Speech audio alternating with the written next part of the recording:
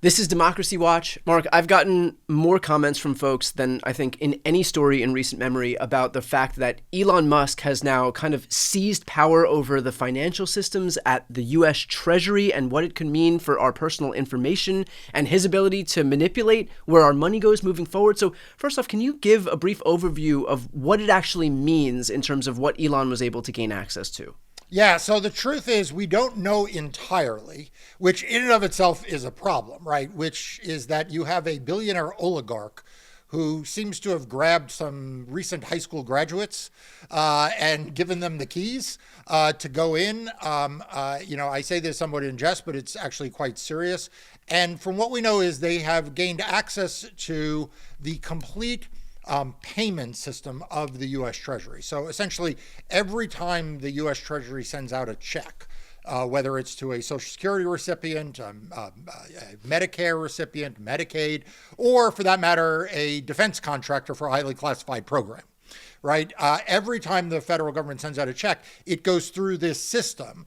And all of that information, all of the information about what payments have been made, who they've been made to, who they're presumably going to be scheduled to be made to. And as you point out, it's almost certainly got to include Social Security numbers or tax ID numbers appended to that. All of that is now in their hands. So there are like two big sets of worries. I mean, there are more than two sets of worries, but like there are two immediate big ticket items here.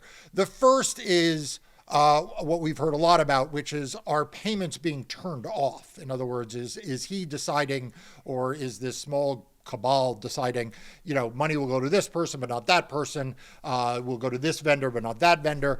There has already been some litigation about that. Democracy Docket is covering those cases in real time.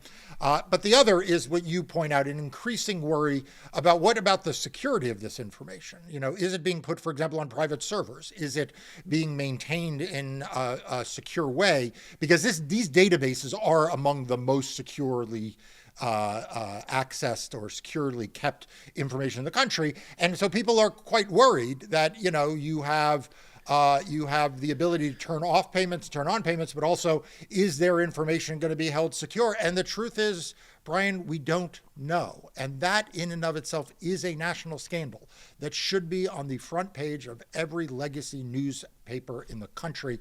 Instead, they continue to write silly stories about Democrats in disarray rather than focusing on the threats to democracy from situations like this. In terms of how these people can access this kind of information, my initial question is going to be, do they need security clearances at a bare minimum to be able to do this? I mean, you yourself mentioned that the reporting suggests that the people who are helping Elon through this Doge commission are like between the ages of 19 and 24. But then I guess my follow-up to that is, isn't it Trump's prerogative to hand out the security clearances? And so doesn't that also pose a risk? If Trump is going to completely defer to Elon, do whatever he wants him to do, and Elon is so haphazard that he's given high school graduates access to these highly, highly, highly sensitive databases, then really what's the bulwark to protect any of our sensitive material? Yeah, so I mean, you're right about a couple of things. The first is that we've already seen reports, now not necessarily from Treasury, but from USAID, where there was apparently a physical altercation, where the head of security at USAID was like, no, you all are not coming into what's called a SCIF, which is a secure environment where highly classified information is kept. And there was an effort to keep out these folks because they didn't have security clearances and they did not have the proper security clearances to get in. And as I said, it was reported there was actually a physical altercation. And what was the result? They put the head of security on leave, right? Not that they kept things secure, but they put the head of security on leave. So this is a government-wide scandal happening here. And one can assume it's happening in other agencies like the Treasury Department as well. But against that backdrop, the president of the United States ultimately decides who gets access to classified information. He can also declassify information. You may remember there was some suggestion that he might have, which I think turned out to be bogus, that somehow the materials kept in his bathroom at Mar-a-Lago, he might have declassified prior to leaving the White House. Now, it appears that was not the case, but this is a system, this entire system of government this entire system of classification, this entire system of databases rests on two premises which are currently failing us. The first is that the federal government, the executive branch, will not operate as the private fiefdom of the President of the United States and his cronies. Okay, and that he will not have a group of billionaire court jesters who, in exchange for humiliating themselves for his pleasure, will be given access and given perks and other special favors. The other, though, and we can't ever forget this, so I always hammer this point, is that it assumes that Congress is going to be a co-equal branch of government that is going to guard its prerogatives. And there are no prerogatives Congress historically guards more closely and gets its back up quicker about than the spending of money. Because Congress's big power is to tax and to spend. And when people in the executive branch try to overstep by either saying we're not going to spend the money you've told us to, or we're going to spend other money, usually Congress gets very, very aggressive. But what we have right now is Speaker Johnson has basically handed over his gavel and has crawled into the fetal position. John Thune, his picture should be on a milk carton. I don't even know where the Senate Majority Leader is these days. He seems to want nothing to do with this, even though, it is his constituents, it is the Republican constituents who are going to suffer, the same as constituents in blue states and in blue districts. But, we're just not seeing anything from them. And so it's been left to private organizations to bring litigation. And we're seeing that litigation every day. Where do we stand right now, Marc, in terms of, because the message that we're getting from Elon and from Trump is that all of this stuff is happening, is that when they want to pause payments, for example, because they've taken over the payment processing system, that they've done it. Meanwhile, it is Congress who has sole ownership over where funds are allocated. And so there seems to be a conflict here. Even if those Republicans in Congress are willing to defer to Trump and Elon, that's all well and good. But where do we stand right now in terms of whether they've actually done the things that the executive branch is claiming that they've done? Right. So look, I think the place where this is frankly being joined right now is in courtrooms, where DOJ lawyers are making fools out of themselves, making arguments and assertions that, for example, and you and I have talked about this, are then promptly undercut by the White House press secretary. Right.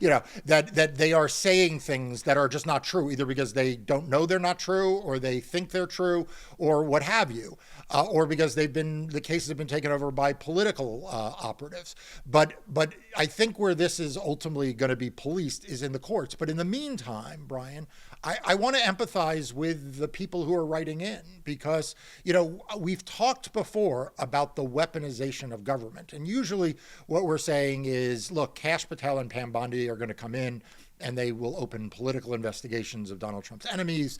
They will use the power of the state to pursue retribution. We've talked about IRS audits against political enemies, but this is a good example of how the federal government can instill fear in everyday Americans. People who rely on their Social Security checks, people who don't want their information disclosed to rogue actors or to third parties or to not kept in secure ways by the federal government. At its most extreme, we saw what happens if they cut off payments to Medicaid and what it will mean for the poor. But what if they decide to cut off payments to Social Security recipients? What if they do it on a targeted basis? What if they do it in just blue areas? Or what if they do it, Brian, by looking up your Social Security number or my Social Security number? And, thankfully, we don't rely on those programs, but many people do, and they have those worries. And I wish I could stand here and say, don't worry, because the federal government wouldn't do that to its citizens. The President of the United States wouldn't do that to his citizens. That he would never allow a rogue actor. He would never allow an oligarch. He would never allow people who don't have the best interests of the American people to access this information. And I wish I could tell you that's true, but I can't tell you that's true, because democracy is dying in darkness.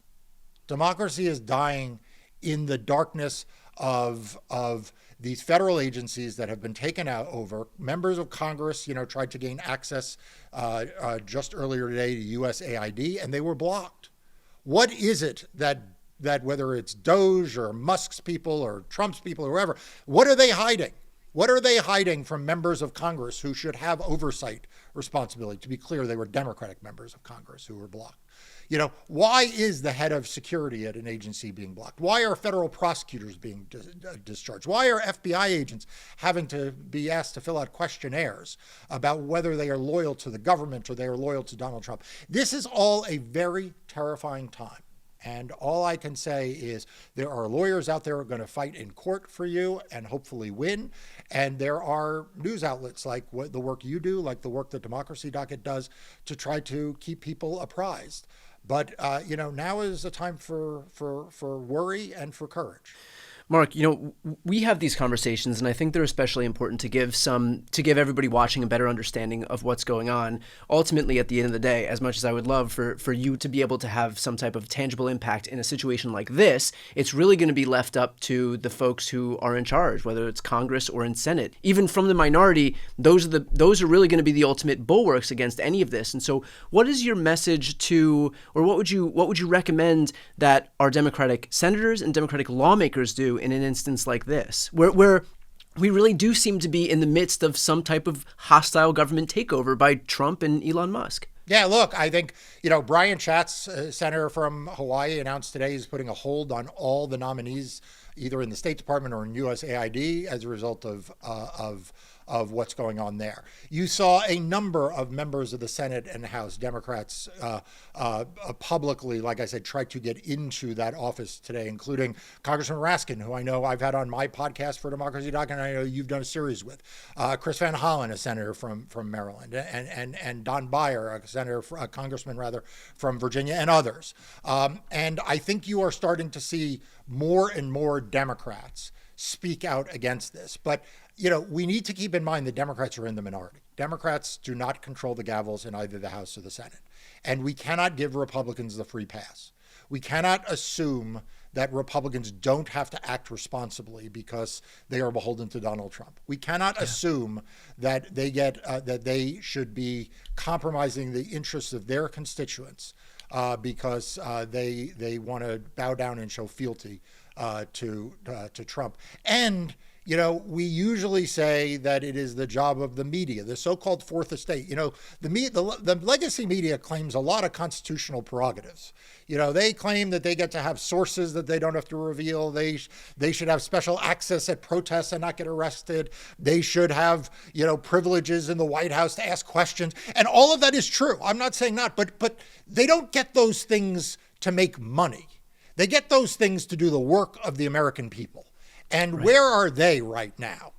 Some of them are doing good work, but too many of them seem to be wanting to write apology stories. This morning, the Wall Street Journal, on its news side, right, not the editorial side, on its news side had a headline: Musk moves with lightning speed to exert control over the government. And the subheadline is: the billionaire's representatives gain access to a Treasury Department payment system and sensitive documents at USAID. This is what we're talking about here. But think about that framing. Musk moves with lightning speed to exert control over the government. I mean, don't we have a word for when an unelected oligarch seizes control of the government, seizes control of the payment system of a government, right? We usually call it a coup. Right. But here we are, and too much of the legacy media just are stenographers. And again, I don't want to, I realize every time I feel like in every one of these videos, I end with a rant about the legacy media, but it is the job of Congress. It is the job of hardworking officials in the executive branch to not bow down and not give in and to stand up against this. And we're seeing some really heroic stories, but it is also the job of the media to call it like it is. And if you have the richest person in the world who is moving with, quote, lightning speed to control the government, and that his representatives have gained access to the Department of Treasury's payment system, which is trillions of dollars, and is causing the fear that it is obviously causing among the people watching this video and who have been writing into you, I think they owe us more than that. perfectly put. And also that underscores the importance of the work that you and your team are doing at Democracy Docket. And this is good journalism that isn't looking to just bow down or curry favor to Donald Trump and the oligarchs who surround him right now. So look, where you choose to get your news is a big signal in terms of your value statements here as well. So there are folks who are right now, again, deferring to Donald Trump, and then there are folks like the team over at Democracy Docket who are not doing that, who are engaging in actual fearless journalism. So for those watching, if you want to support that work, please make sure to subscribe. I'll put the links right here on the screen and also in the post description of this video. I'm Brian Tyler Cohen. I'm Marc Elias. This is Democracy Watch.